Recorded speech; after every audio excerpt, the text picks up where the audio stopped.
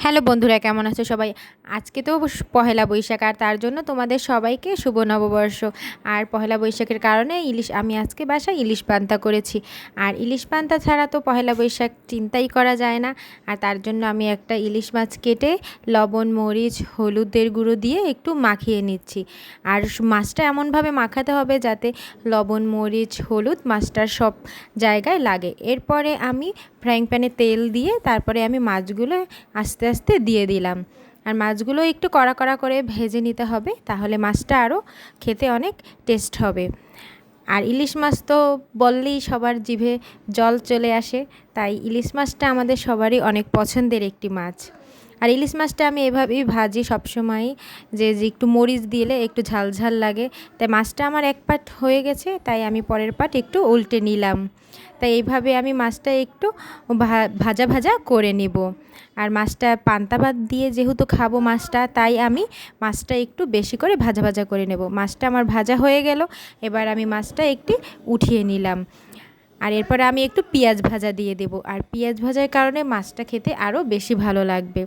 আমি পেঁয়াজটা একটু লাল লাল করে ভেজে নেব, তাহলে পান্তা ভাত দিয়ে পেঁয়াজটা খেতে, মাছ দিয়ে খেতে অনেক মজা হয়। আপনারাও বাসায় এভাবে ট্রাই করবেন, দেখবেন যে পেঁয়াজ ভাজা দিয়ে ইলিশ মাছ খেতে অনেক। আর আমি এবার একটু কয়েকটা শুকনো মরিচ তেলে ভেজে নিলাম, কারণ পান্তা ভাত দিয়ে শুকনো মরিচ, ইলিশ মাছ, পেঁয়াজ ভাজা দিয়ে খেতে তো আর কথাই নেই।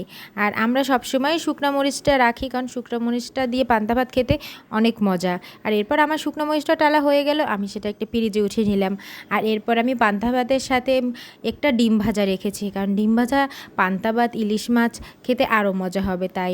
আর সবাই একটু ডিম ভাজা পছন্দ করে, তাই একটু ডিম ভাজাও আমি রেখেছি আজকে। আর এরপর আমি ডিমটা উল্টে নিলাম।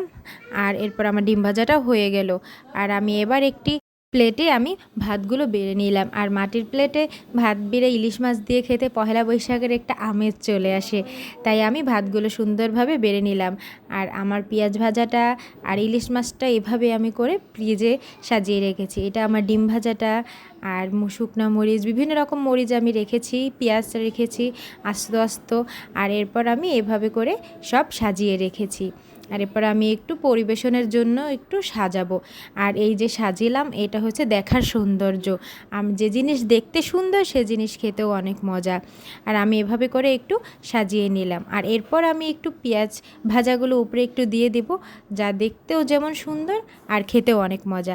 আমার ভিডিও ভালো লাগলে পাশে থাকবেন।